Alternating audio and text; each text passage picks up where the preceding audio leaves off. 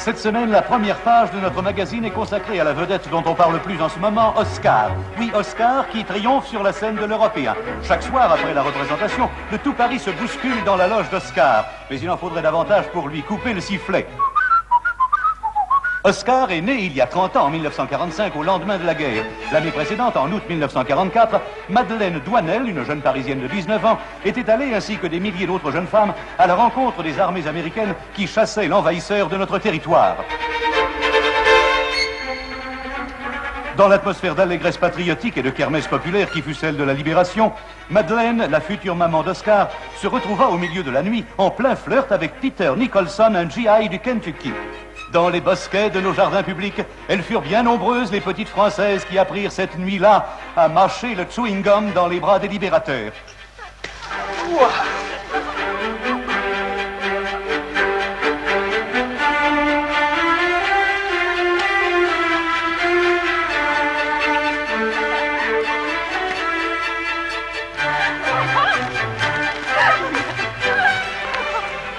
Pour Madeleine Douanel, il devait s'agir d'un flirt assez poussé, puisque 9 mois plus tard allait naître Oscar.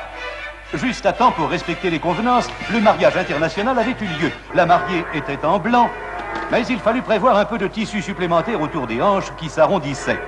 Le ménage Nicholson s'entendait fort bien, à ceci près que Madeleine avait les pires difficultés à parler l'anglais, tandis que Peter ne réussit jamais à apprendre le français. Quelles incidences ce petit drame de la communication allait-il avoir sur le développement d'Oscar ? Ses premiers mots seraient-ils de l'anglais ou du français? Ou encore, l'hésitation entre l'une et l'autre l'amènerait-elle à redécouvrir instinctivement les langues de ses ancêtres, le latin ou l'hébreu? Eh bien, la solution adoptée par le bébé fut réellement imprévisible. Incapable de prononcer un seul mot, il se mit tout bonnement à siffler. Oscar ne fut pas tout de suite un virtuose, mais à l'aide de quelques trémolos, il savait très bien faire comprendre, par exemple, que la soupe était trop salée.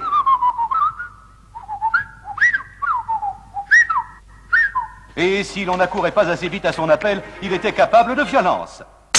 Par quelques trilles, aussi bien que par la parole, Oscar savait persuader la petite Marion que ses jouets étaient bien à lui. Sinon, en sagesse, Oscar grandissait en âge. Le jour de sa première communion, il refusa obstinément d'embrasser sa cousine.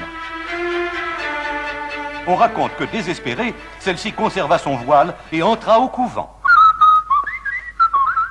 Aujourd'hui, en 1976, Oscar a 31 ans. Il ne parle toujours pas, mais il a réussi à transformer son handicap en gagne-pain prestigieux. L'aventure d'Oscar nous prouve décidément que rien ne sert de courir, il faut siffler à point.